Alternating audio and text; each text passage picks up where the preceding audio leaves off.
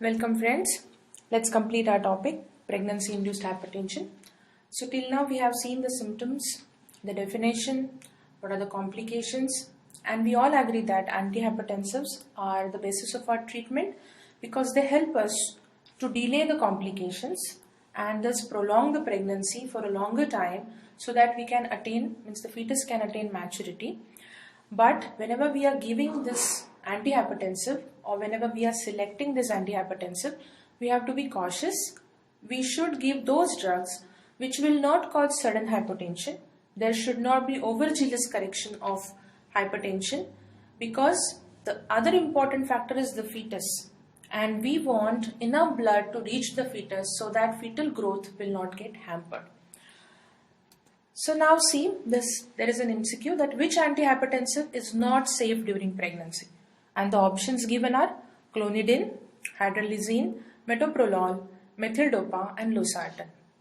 So here the answer is losartan. It's not to be given in pregnancy. Now let's see why. Groups of antihypertensives which are the safe ones in pregnancy. Beta blockers, they are very safe. Cardioselective, or the most commonly used is labetalol. Labetalol is the drug of choice, I would say, as an antihypertensive because it decreases the blood pressure, it delays the complications as well as it maintains the feto-maternal or materno-fetal circulation. It doesn't, the chances of developing IUGR is much lesser with labetalol, and it also gives a good hypertension control. Methyldopa, again very popularly in use, and many people will vouch for this drug. It is very commonly used in practice. Clonidine, calcium channel blockers, nifedipine or dihydropyridines. Nifedipine is again a good drug, but it causes certain symptoms like maybe headache or palpitation, or there can be sudden hypotension. It's never to be given sublingually in hypertensive ladies. Oral, it does have good effect. It has effect on uterine contractions as well. It causes uterine relaxation. That's why we also use this drug as a tocolytic. So some say that it may interfere with the process in labor, but all in one, it's a good antihypertensive. Hydralazine, used as IV for urgent or in emergency crisis. Prazosin and other alpha blockers, and cardioselective beta blockers like atenolol, they are the ones who are safe in pregnancy. Please remember this chart because there are at least 20 MCQs on this, that this would be the drug of choice or these are the antihypertensive which are given except, and there would be a name like ACE inhibitor or enalapril or losartan or something of that sort. Someone which is contraindicated will be put there. So you have to remember which are the important antihypertensives. Now let's go to the list. These are the antihypertensives which are to be avoided in pregnancy. Diuretics have no role, they are not to be given. ACE inhibitors, they hamper the renal function, and that's why in fetus they will cause anuria and oligohydramnios. So ACE inhibitors like enalapril, captopril, they are not to be given in pregnancy. Non-selective beta blockers like propranolol, sodium hydroxide, losartan, reserpine, these are the ones which we should be avoiding during pregnancy. Now coming to the other important part of PIH, that is eclampsia. Now we all know that preeclampsia, along with if there is either convulsion or coma, then we call it as eclampsia. Lightning, sudden lightning, that's the Latin word that means that. Flash of lightning means what happens? The patient who is on antihypertensives or she's having PIH, preeclampsia symptoms, suddenly she develops convulsions.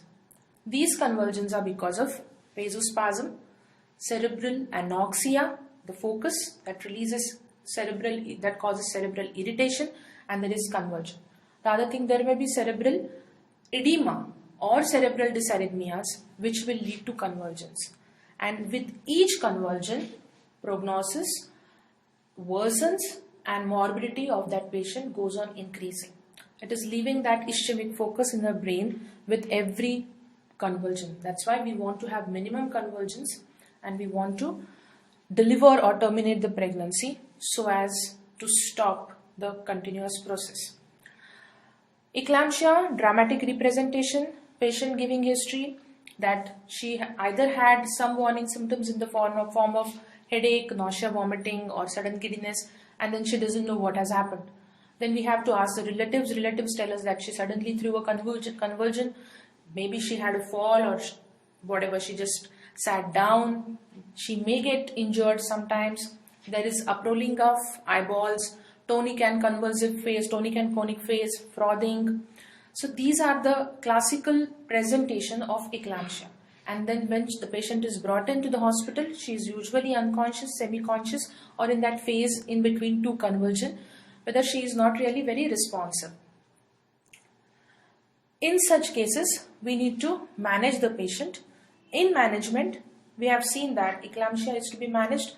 Immediately, we don't want her to have any stimulus again. Otherwise, she will throw second convulsion. She's likely to throw another convulsion immediately. So we shift her to a dark room, minimum stimuli. Then we want to do a quick examination. We want to know what is her blood pressure. We want to confirm that this is eclampsia only.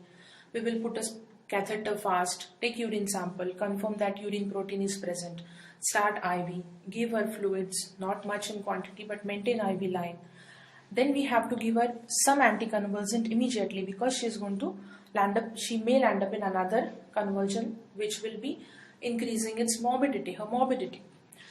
Then we want to do quick per abdomen examination for our second patient which is there, and we want to know that how is the fetus inside, whether live, whether dead, whether there is any other complication, what's the maturity. And then we all know that the termination is the only curative thing for her. So we want to know what is her PV status, that is the cervical status, and that will decide whether we want to induce it with oxytocin or prostaglandin. The bishop says poor, less, but we all know that once eclampsia, termination should be done. Now let's see in detail the management. General management, as I said, fluids overload should be avoided. It should not exceed more than 2 liters in 24 hours. Antibiotics to prevent infection. But what is the main treatment is anticonvulsant.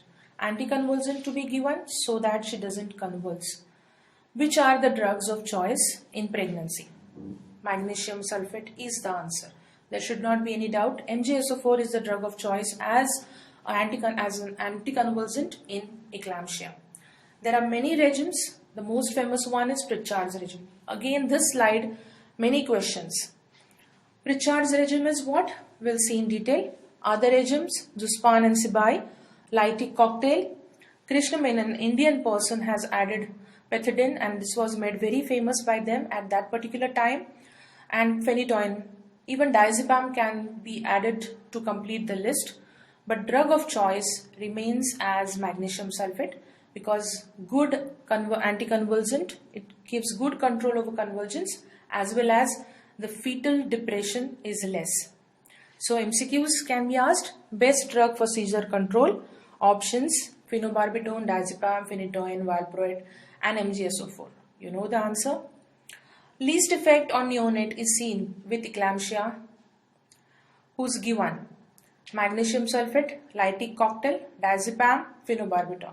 You know the answer. Both the answers are MgSO4. Now let's see what is Pritchard's regime. Loading dose.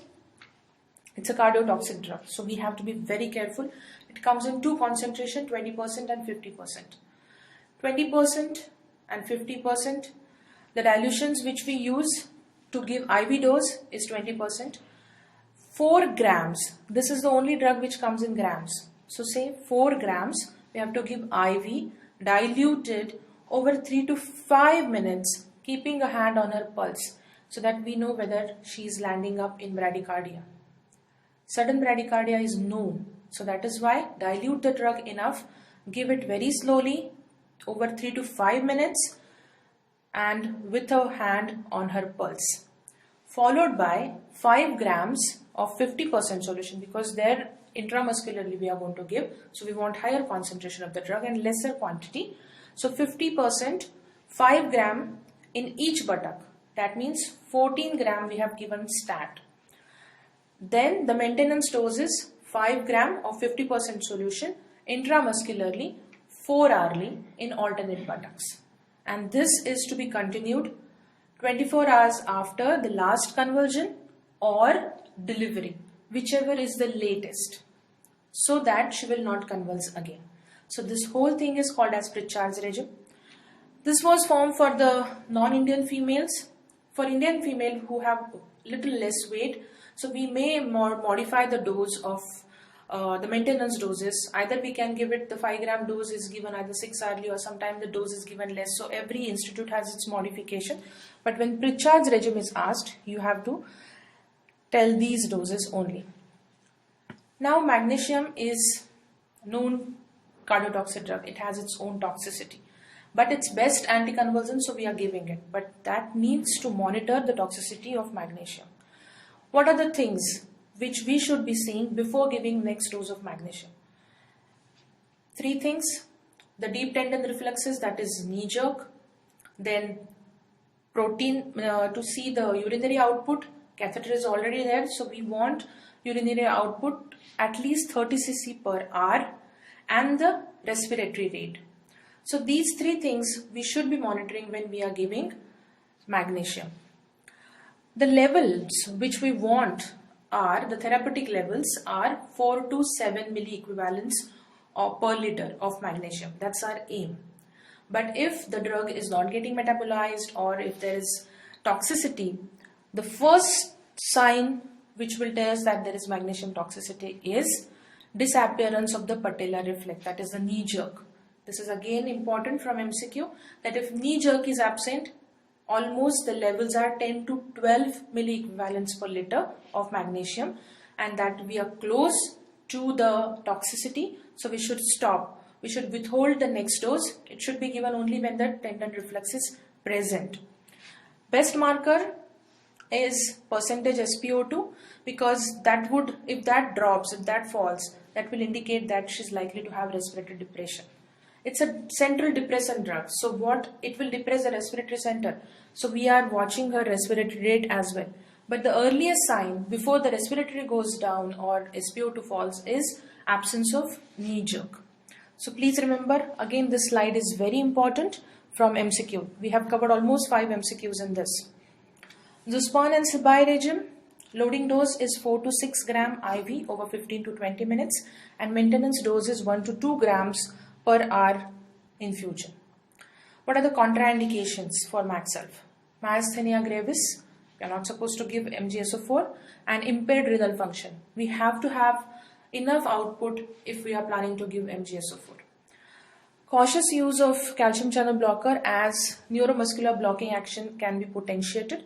Even when you give eclampsia, you take eclampsia patient for cesarean section, and if you have given magnesium sulfate, you should be telling this to the anesthetist, because this is how they can modify their anesthetic agents doses, because the actions they get potentiated. Neonatal effects of MgSO4, it causes lethargy and hypotonia only when there is severe hypermagnesiemia at delivery. Otherwise, fetus is not depressed at all with MgSO4. So that is why it is a preferred anticonvulsant. Now, what are the indications for termination in case of eclampsia or in preeclampsia, eclampsia cases? We usually, our aim is that fetus should achieve lung maturity and then the delivery should take place. So we want to take the pregnancy till 37 weeks. But if these things happen, then we should not bother about the fetus, then we should concentrate on the mother, because she is our first patient. Persistent hypertension more than 160/100 with antihypertensive. If it is persistently so high, it's not coming down even by 1 or addition of 2 or 3 antihypertensives, if it's not coming down, then we should terminate the pregnancy. Presence of eclampsia, terminate the pregnancy. Oliguria, worst indicator. If kidneys are getting affected, terminate the pregnancy. If there is thrombocytopenia, the count going down less than 50,000, we are not supposed to wait. Alteration in the coagulation profile or serum LDH level more than 1000 international units per liter, liver is failing, so we have to terminate the pregnancy. As I would like to repeat myself, that curative treatment for eclampsia, preeclampsia is termination of pregnancy. Till pregnancy is there, the disease progress will go on. That is why whenever these worst indicators are there, we should terminate the pregnancy. Fetal indications: fetus is mature at term, then don't wait. Termination. If there are decreased fetal movements, that also persistent, NST showing decelerations, terminate the pregnancy. Very severe IUGR, the baby is not growing, there is no interval growth seen, baby is not at all putting on weight, so there is no point in waiting. Or now the Doppler is the best mode to judge baby's condition in utero. So on Dopplers we are seeing the flows. If umbilical artery is showing absent end diastolic or reversed end diastolic flow, then that is an indicator of it indicates that the fetus is in acidosis and it's time to take out that fetus out of the womb. We cannot just wait on that fetus, otherwise it would land up in intrauterine death. So these all are indications for termination of pregnancy. Now we have seen the whole spectrum. We know the morbidities in mother, in fetus. So can we really prevent this? Again, MCQs. Yes, to some extent it is feasible, it is possible. Big trials are going on. How can we prevent PIH? The drugs used in prevention are like low dose aspirin. They balance those thromboxane and platelet aggravating factors. High doses of calcium, almost 2 grams per day, that will help in decreasing PIH. Antioxidants like vitamin C, vitamin E, lycopene, folic acid and other drugs like omega-3 fatty acids. So all these trials are going on. There are many more people are trying. So these drugs have some effect on decreasing the percentage of PIH. So again, remember few names like aspirin, calcium and antioxidants. So this finishes with the topic of PIH. Please remember or please concentrate on this because this is quite an important topic. Thank you. Thanks a lot.